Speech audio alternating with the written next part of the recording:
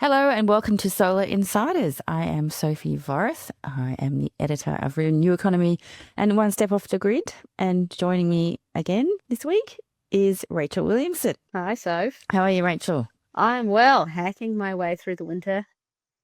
Yeah, it's got that real. I think every time, and this is probably a Melbourne thing, but I'm going to say it anyway.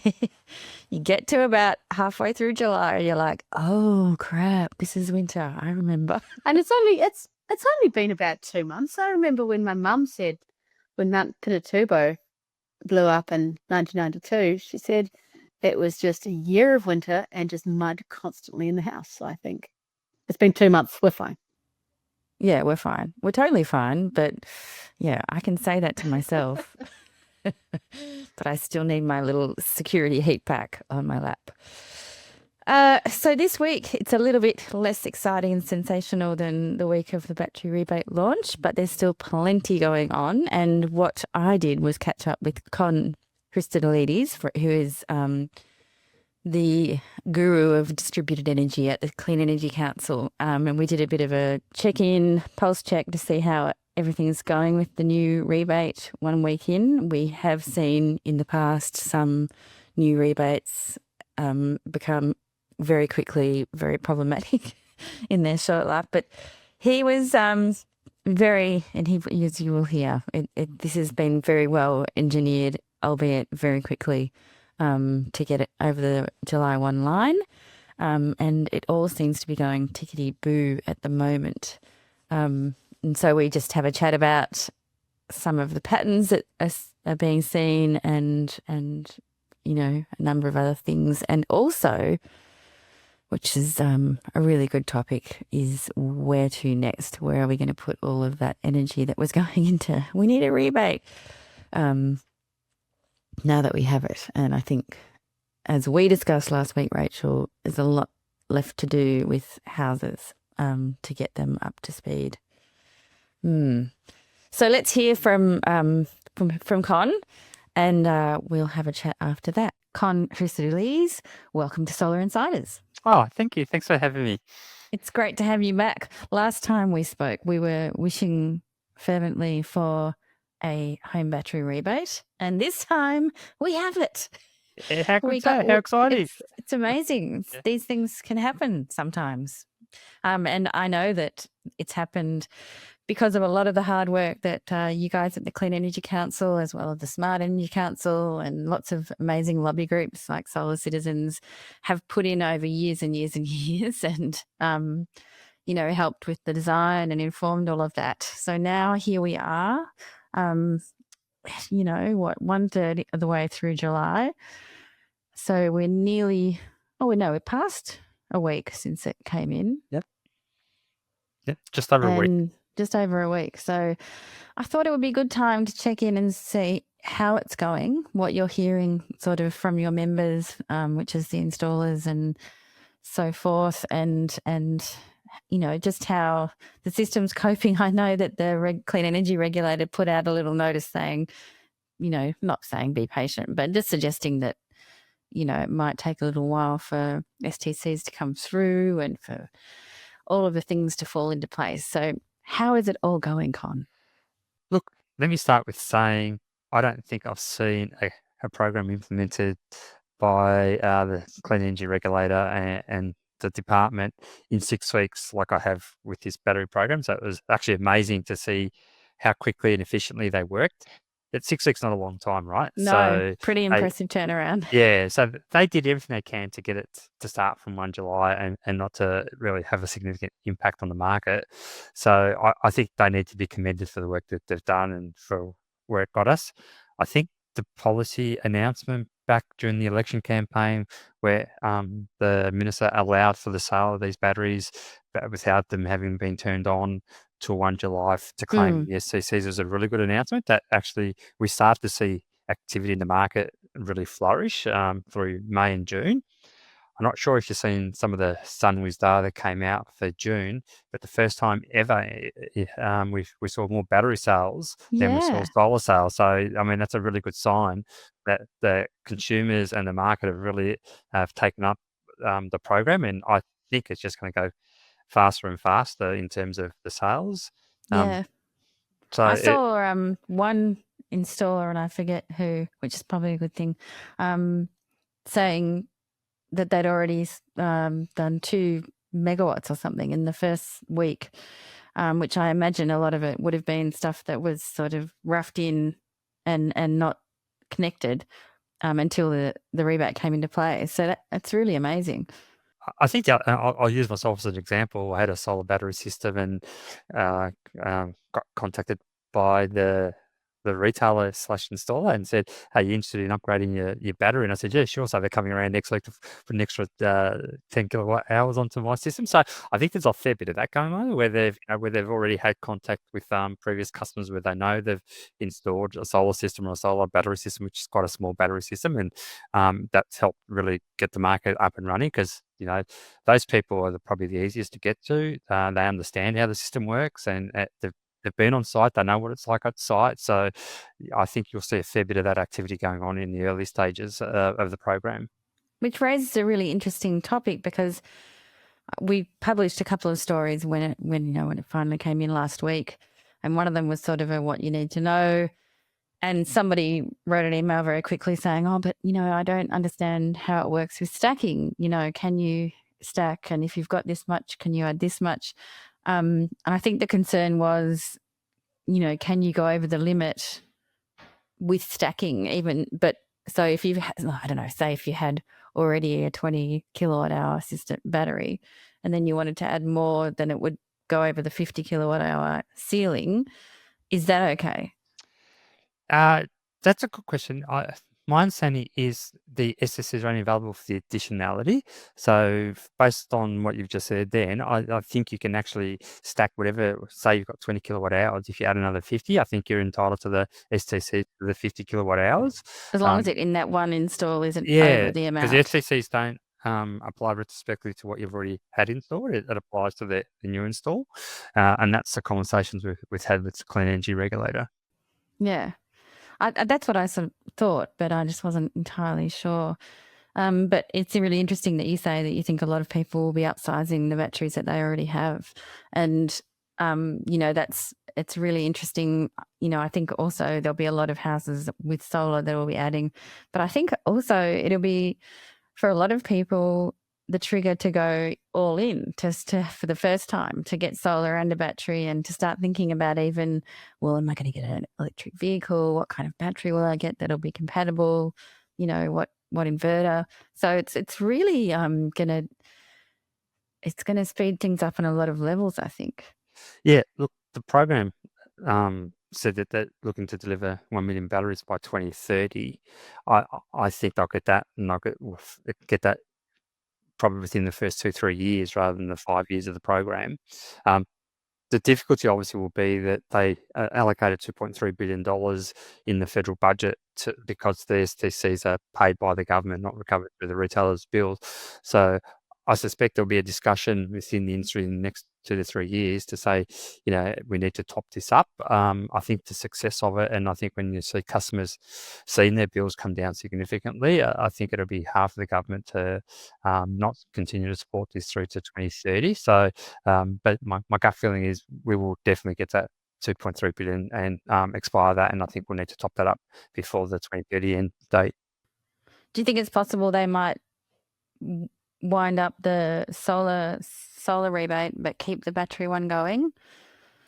I think they've both got a finite date of 2030, so it just makes sense to run them concurrently because we talked about 4 million households with solar, but you're right, there'll be households out there who were on the borderline thinking, "Shall I get solar? Maybe I'll wait." And I think that those people will now be making a decision for solar and battery. So, and that makes it quite an affordable package as well to get the rebate based off the solar and the battery system together. So I don't think it makes sense at this stage of, we're 5 years away, 4.5 years away, to take away one rebate and leave the other one there. I think I'll keep them both going to 2030. Yeah, absolutely. And have you come across any glitches yet? Have there been any sort of concerns from installers or any areas where it's sticking or anything like that? I mean, I suppose it's pretty early to it's pretty early. find that. The Clean Energy Regulator put out a notice again about how many installs you can do on a daily basis. I think that's probably the key. People just making sure that they're aware on, if it's one solar battery system a day, or if they're going back to start something that they've previously installed in terms of giving them the certificate of compliance. They can do, I think it's up to 4 a day. So I think that's the important information people need to know, so they don't exceed the limits that the CR's put in place. I think you're right about the STCs as well. There's going to be a bit of a lag because the Clean Energy Regulator really didn't have the opportunity to automate its system. They promised that they'll have that automated in the next couple of months, and that will then start having that cash flow coming through. So there's, while we're out there selling these things, or the market selling these things, there might be some tightness around cash flow early on. And as we go along, as I said, they've made some announcements already around what a stackable battery is and things like that. So as things come up, I think the Clean Energy Regulator has been acting nimbly and putting some advice out there to help the market to understand what they need to do when they go to site. Yeah. And I think is there a concern too about the way the industry is behaving, or do you feel like people have taken the message there? Because there were quite a few messages, both from the regulator and then from different states, sort of saying we're not going to tolerate any poor sales tactics, any, shonky deals, any telling people that they can get things that they can't. Do you think that's being observed pretty well? I've got my fingers crossed. I actually saw today the New South Wales government announced a ban on door knocking under the energy efficiency scheme, which that's today, was it? Yeah, an email came through today. So I think we're better established in the market. The early days of solar, we were still finding our feet. The market was trying to find the best way to deliver good quality and good price and good customer service. I think we've got better regulations in place. I think the product accreditation and the installer accreditation programs are now being well established. We're leading into both those programs, so we're not developing a new program around it. So I got my fingers crossed. We're still, 8-9 days in what we said, but I got my fingers crossed that, at this stage, the industry is behaving well in terms of sales practices, installation practices, product quality, all that type of stuff. But look, you can only knock on wood, as they say, and see how things go. And put a whole lot of things in place, which, you guys have done. I mean, we'll come back to that, because the Clean Energy Council is the one who monitors the actual products and do the listing and everything like that. And I'll come back to that now. But I just wanted to go back to what you were saying about the number of installs per day that people are allowed to do. What's the reasoning for that cap? Is that about making sure people do quality installs, or is it also about making sure the thing flows okay? Yeah, I think it's the quality of installs that they're concerned about. Like if you think about installing a solar battery system at somebody's home, realistically, if you're going to do a good job and follow the regulations and follow your accreditation procedures from an installation perspective, it would be hard to imagine that one, maybe two at best if you push it. Once sort of you can think that's a good job. Same if you're going back to issue the compliance certificates for something that you've already installed prior to 1 July.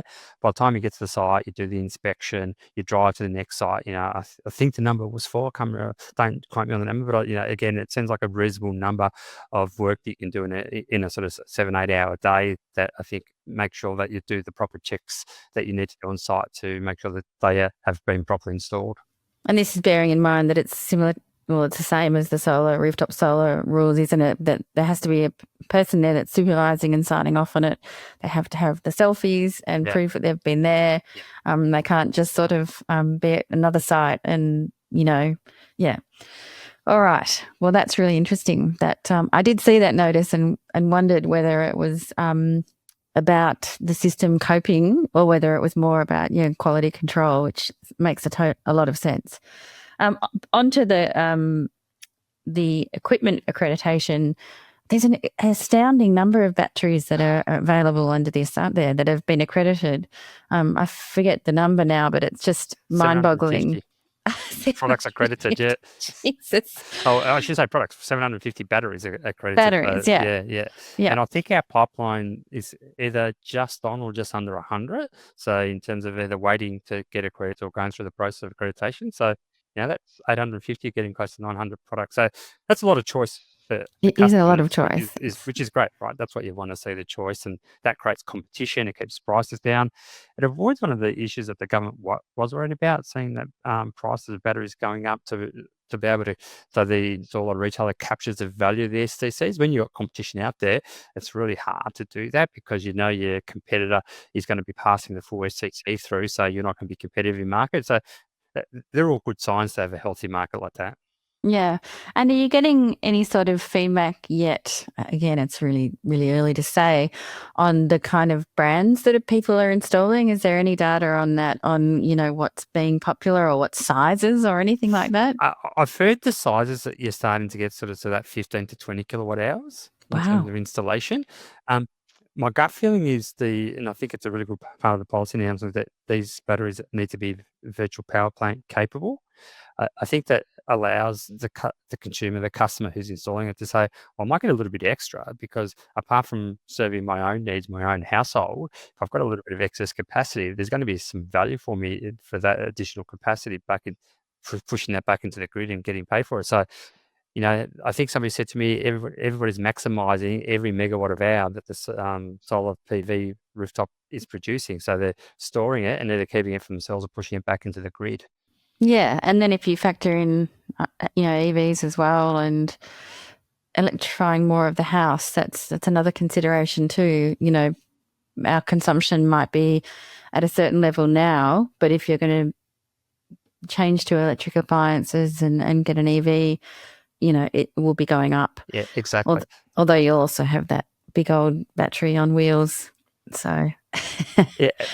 The interesting thing is also the feed-in tariff. I mean, feed-in tariffs have come down to pretty much zero. It's a bit over, 3-4 cents, 1 cent in some jurisdictions. So that means that consumers are saying, well, rather than having excess solar in the middle of the day being pushed back into the grid, I can store it and then push it back into the grid during those peak periods when it's actually helping me because I'm avoiding the peak prices, but I'm also helping keeping the wholesale prices down because you're spreading that generation load away from the middle of the day to the evening. So that's a good thing too.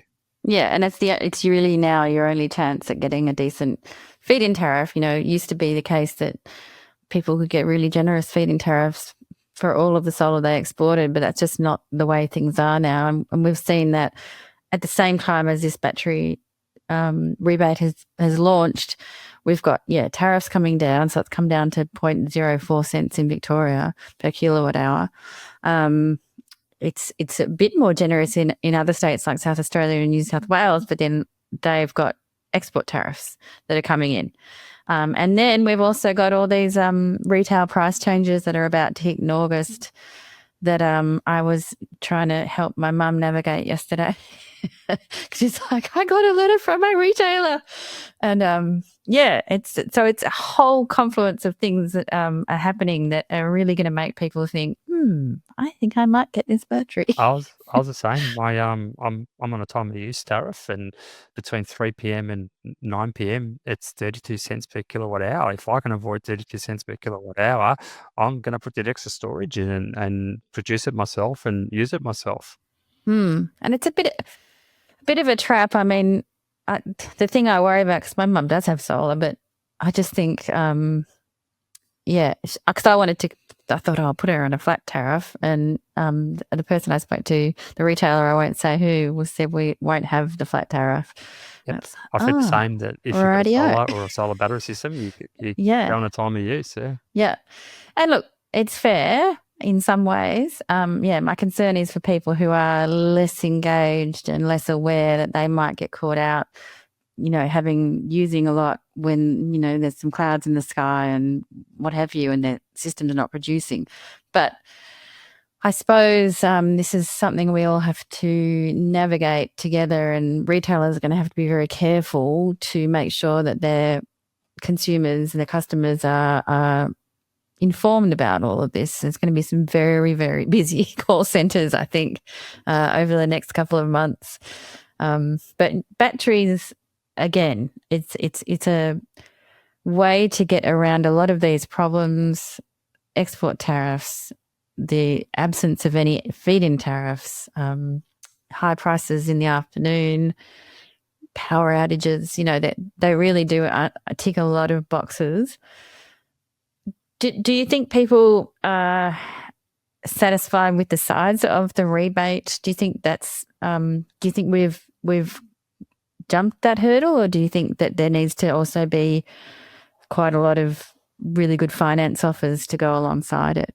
I think it'll push a lot of people that were thinking about it into making the purchase. I think the rebate is a very generous, a third of the price. I mean, you're starting to see those type of discounts in the market around Christmas time and Black Friday sales and things like that. So it's a good sized discount. So I think there'll be a lot of people that were just teetering on the border whether I can or should I do it from finance. It'll help make that decision.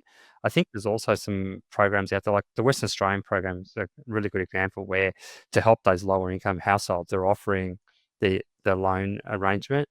There's also the federal government's Household Expenditure Upgrade Fund, which also offers loans. And speaking to the CFC who administer that program, they were saying that they'll look at helping those lower households with financing, whether it's both the solar and battery system or it's the solar system to support the battery system. So there are other options like that out there to help with some financing, which are low interest rates, or in some cases no interest rates, depending on the jurisdiction. So I think those programs are out there to help those lower income households, which is a good thing. And then for the other households, who aren't lower income, but let's face it, there's a lot of households that are struggling and a bit cash strapped at the moment. There are a lot of banks now that are offering more attractive or less horrible interest rates for clean energy products and even for home energy upgrades. That's another thing I was keen to talk to you about, because it feels like now that we've got this piece of the puzzle, the batteries in place, the discounted batteries, we do need to now focus more on driving energy efficiency in households and energy upgrades and thermal efficiency as well, just making houses smarter from the get-go, but also those houses that exist, especially rentals, that are just like glorified tents. What is that sort of the next big focus for industry groups like the Clean Energy Council? Yeah, absolutely. And like all those groups you mentioned, there's not a one solution for them all. And the other unfortunate thing, more fortunate thing, depending on which way you want to see, glass half empty, glass half full, they tend to fall with the state in terms of the authority to make decisions on how to support those households. So, I mean, the Victorian Energy Upgrade Program is going through a review through Solar Victoria. I think that review is timely. The Victorian government announced its what was it? They've renamed it. It was the Getting Off Gas, the Gas Substitution Roadmap announcements, which had some policy decisions in there for renters. Yeah, they were great. Yeah, New South Wales had solar for apartments announced earlier this year. I think Queensland got something similar. So you're starting to see these trickle through into the market, but they are going to be more jurisdictional based. It'd be great if the federal government can coordinate it all into one sort of major. Part of the work we did in our roadmap, we said it'd be great to have a national white certificate program, which is an energy efficiency electrification certificate program, and leaning into all the different parts of the states, because I think our members, the CEC members who are participating in this, are operating on a national scale. So if you think about the compliance cost of having to comply with 3 or 4 programs versus one program, that compliance cost, it's a third or a half or even less if you have one scheme. That's savings in for the household and for them to be able to offer better deals for households. So ideally, a national program, white certificate scheme. If not, we'll continue to work with the jurisdictions to start pushing some of these reforms in place that help, as you said, lower income households, people in living conditions where it's hard for them to be able to buy, well, they can't buy into the solar battery program because the tenants are not landlords.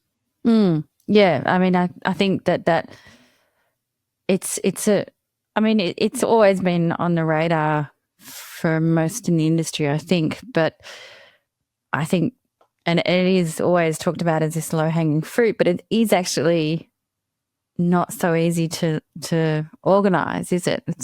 It is low-hanging fruit in that the solutions are fairly simple and they're actually fairly low cost.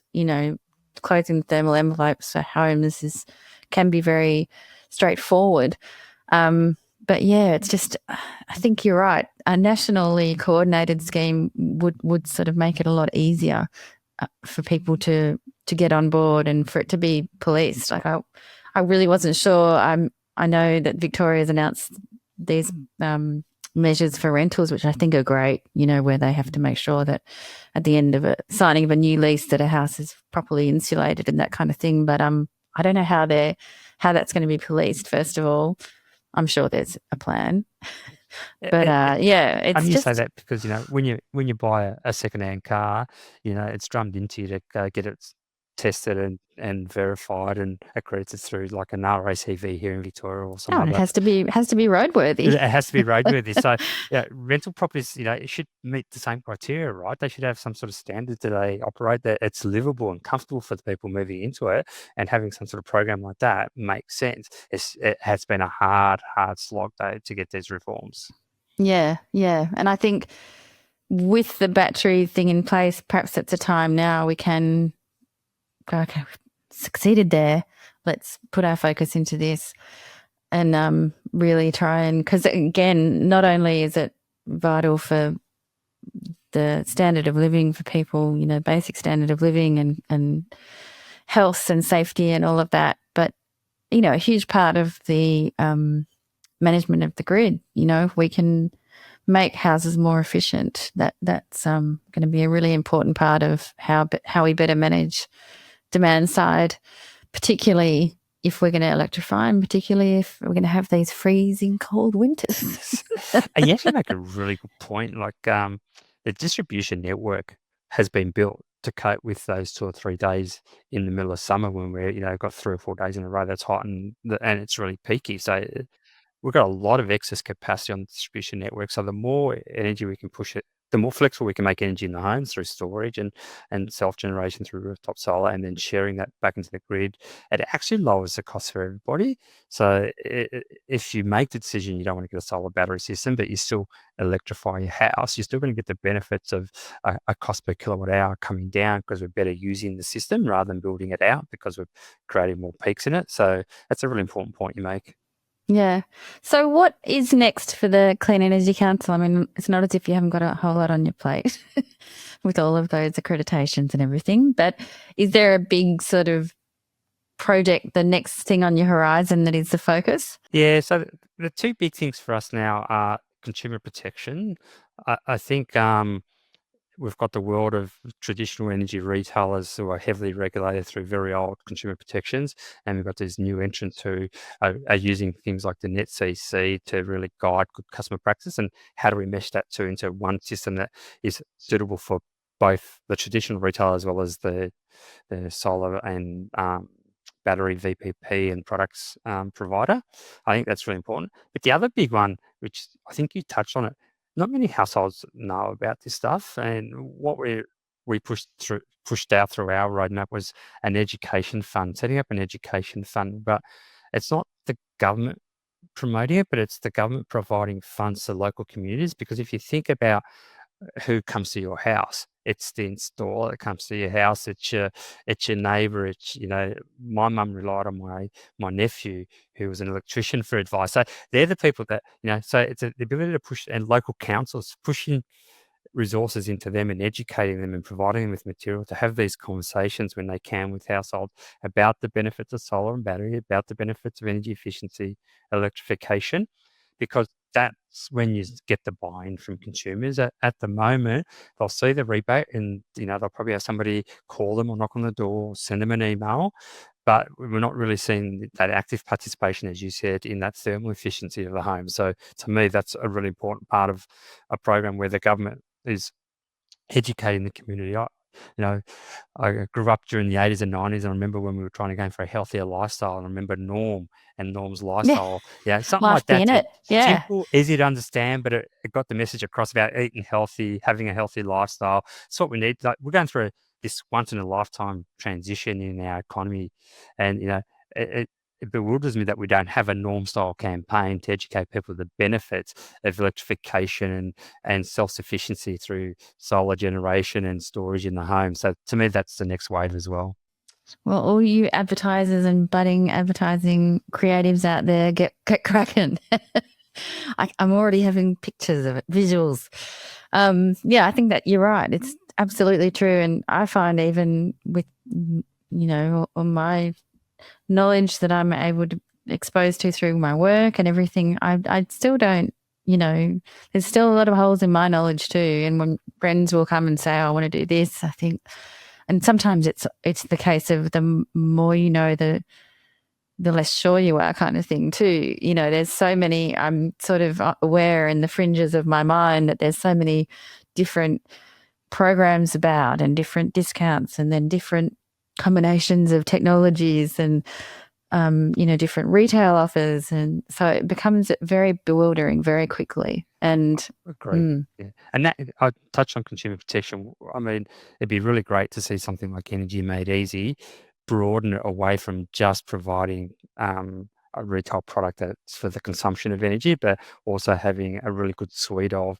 virtual power plants and consumer energy resource lists for consumers. So it becomes this genuine one-stop shop that provides you this holistic solution for your home, not just who's your retailer for when you want to consume energy. Yeah. And there are services out there. Solar Quotes is a good one, and there's plenty of things you can do your own research. But again, like you say, it sort of requires a little bit of knowledge already, and sometimes just even knowing where to start, what you need is just overwhelming enough to make you go, oh, well, I'll just stick with the same old retailer and I won't bother looking at solar, and I'll just use that old gas heater for one more year. The market creates a lot of inertia in people, and you look at it and you see your prices, you see going up, and then you see your first bill come up and you think, oh, that I'm paid a lot more for the same amount of consumption. But where do I start? What do I Google? What do I look for? And that inertia means that you're not really acting. So anything that simplifies and breaks down that barrier for that inertia to go away and make it easy for you to search and find something that's suitable for you would be great. Yeah. And having, as you were saying, education groups, advocates for consumers that are localised, even, your old community hall sessions where people can come down and look at stalls and hear different solutions and actually hear from people, from their mouths, rather than being confused by information online. So, yeah, there's a lot of work to do. And thank goodness we have advocacy groups like you around, and we can keep onwards and upwards. There's still so much to navigate. And yes, I think we'll have to check in with you again, Con, in, I don't know, maybe about 6 months' time to see how everything's going. Maybe then we'll have a better handle on how all of this is unfolding in the battery world. We're in the midst of doing our biannual rooftop solar and storage report. So hopefully in fantastic. 4 to 6 weeks, we'll have a bit more data about what's happening in the battery market as well from the cheaper home battery program. So hopefully, fingers crossed, we'll have something for you and something to share with you very soon. Excellent. Well, I look forward to it. And thank you again for joining us. It's a pleasure. It's always great to come on. Thank you, Sophie.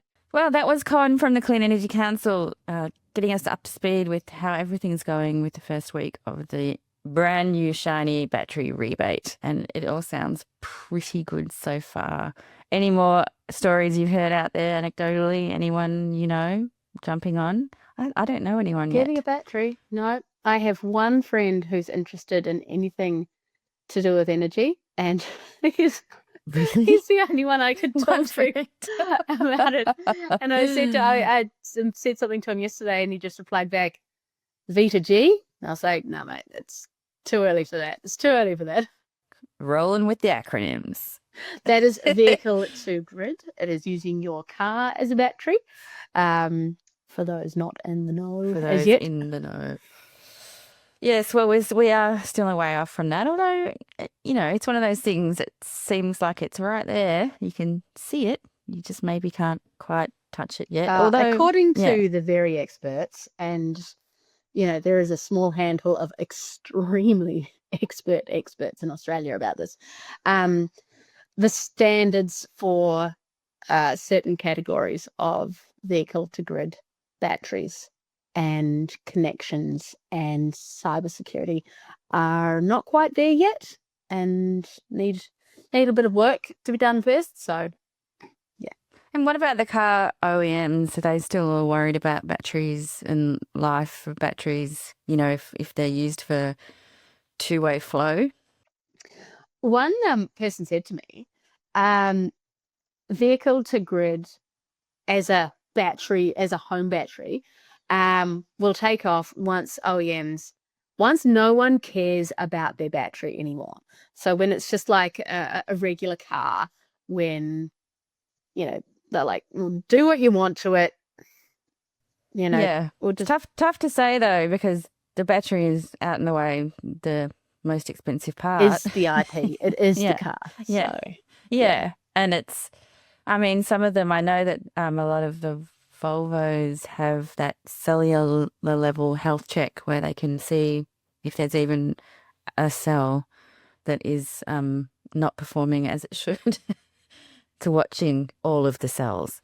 But yeah, I don't imagine all of them have that.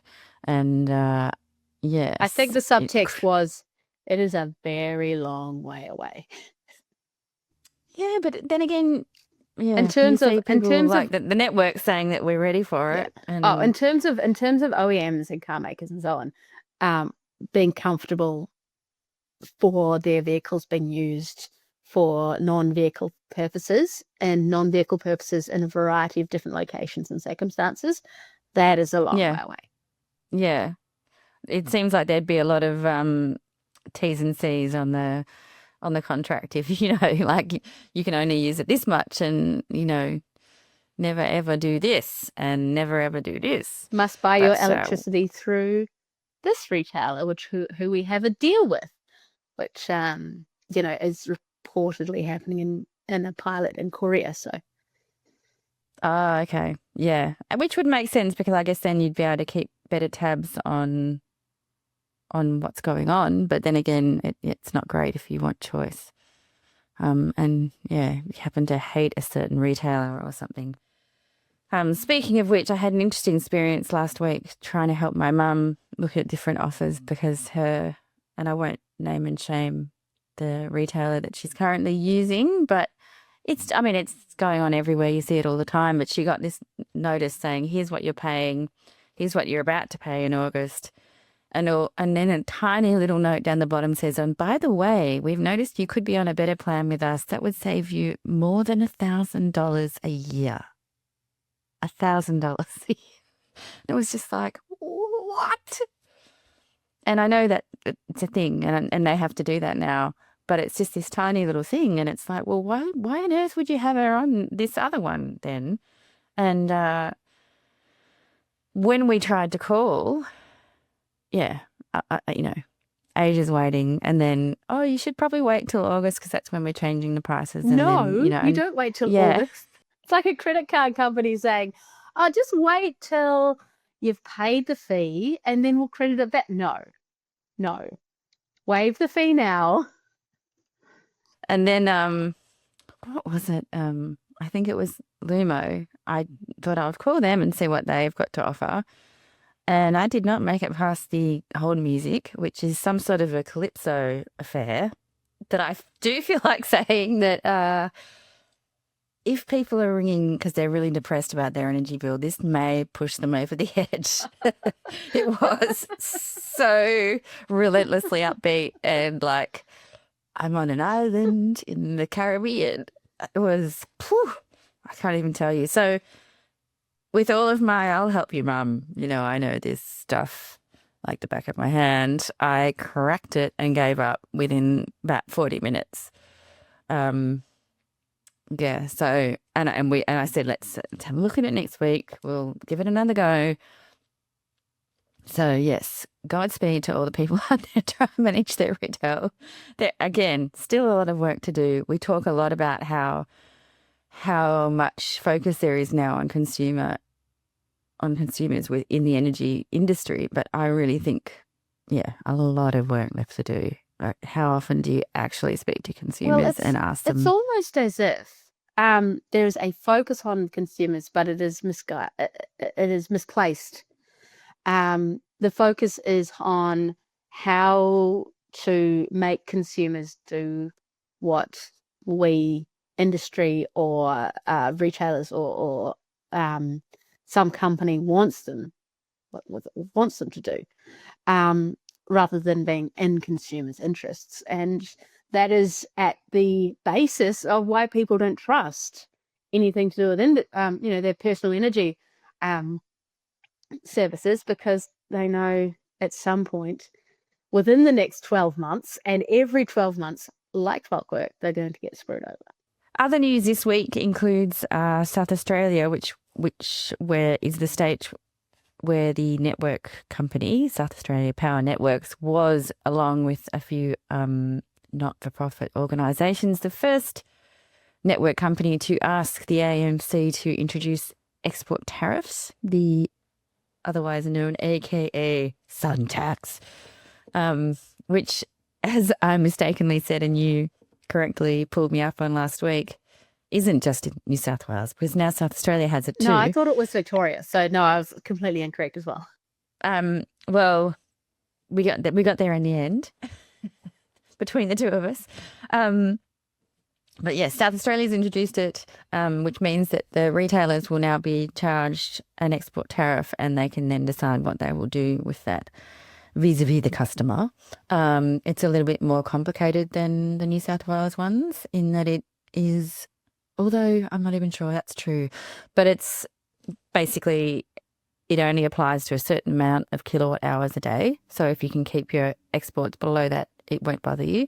And it's also to do with the, obviously, well, yes, the certain periods of the day, obviously, because that's when it's busiest.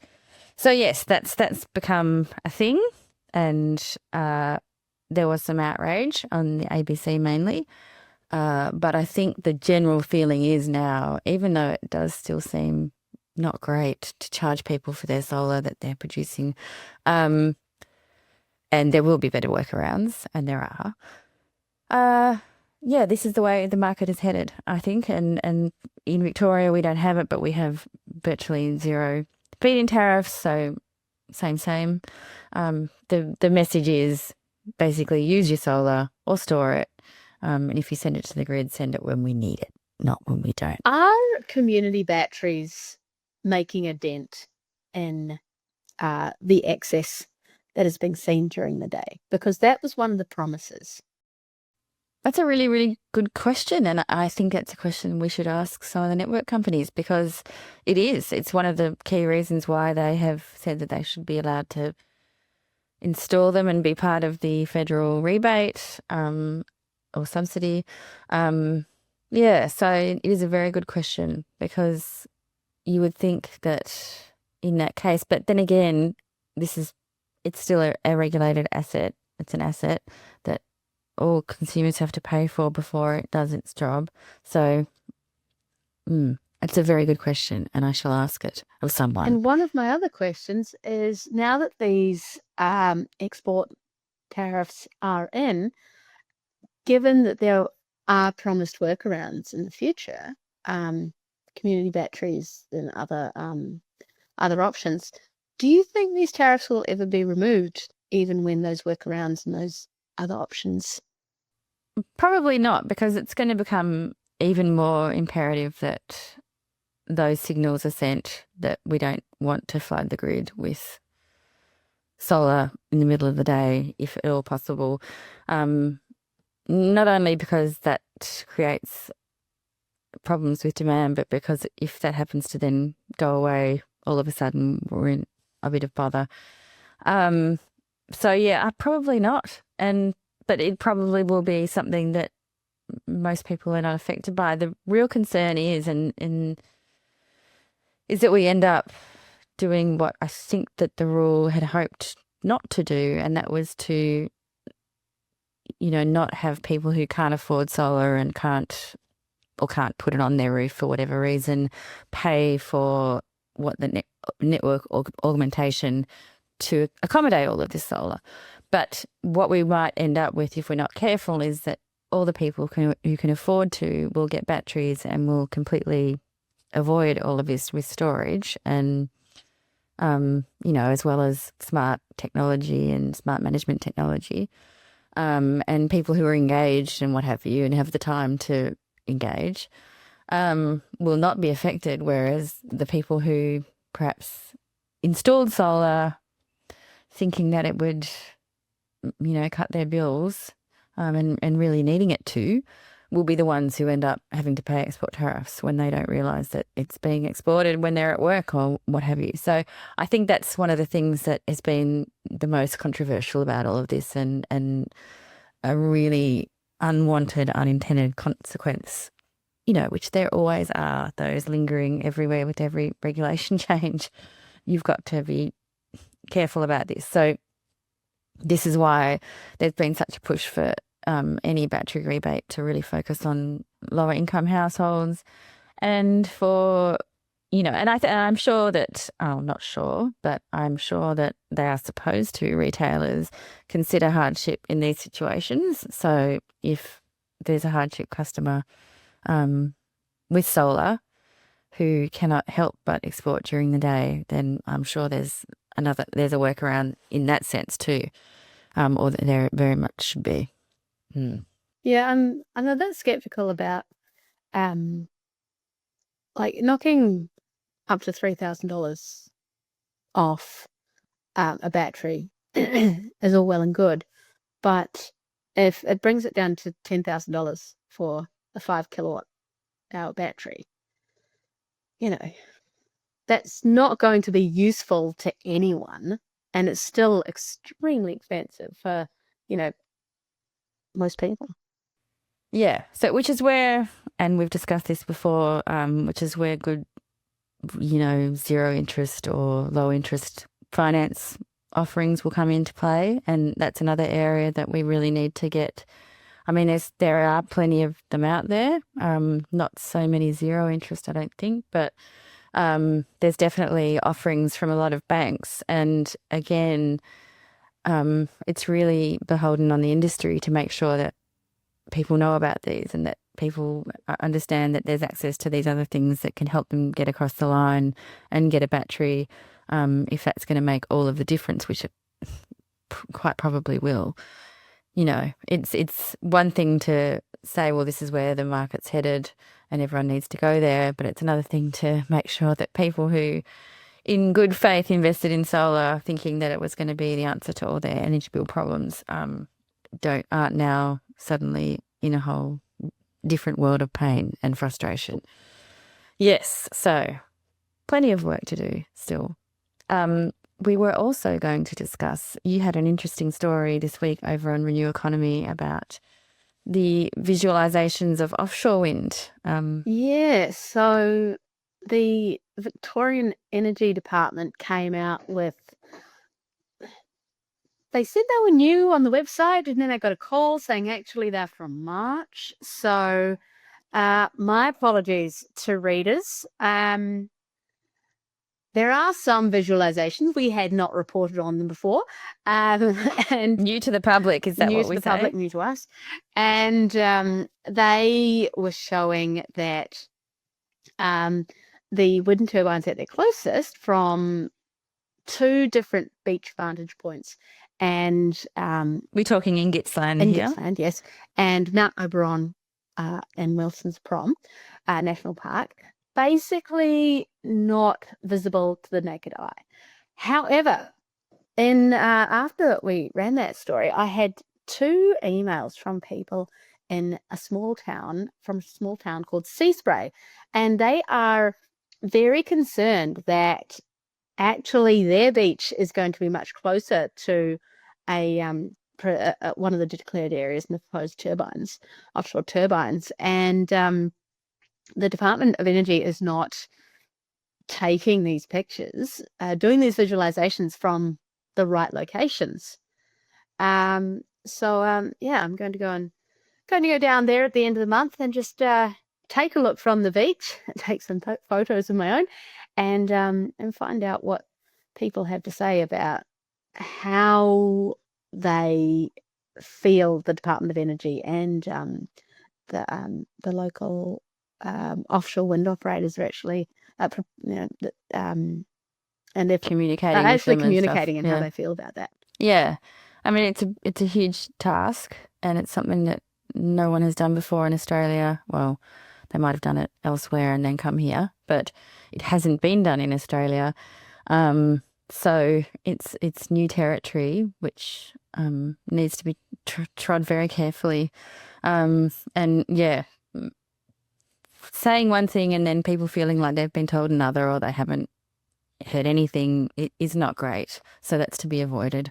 But it'd be very interesting to hear what they say out Yeah, there. and interesting to measure against developers who are beginning to say pretty regularly, we are here to do something for the environment. We're not building a coal-fired power plant. We are trying to do the right thing.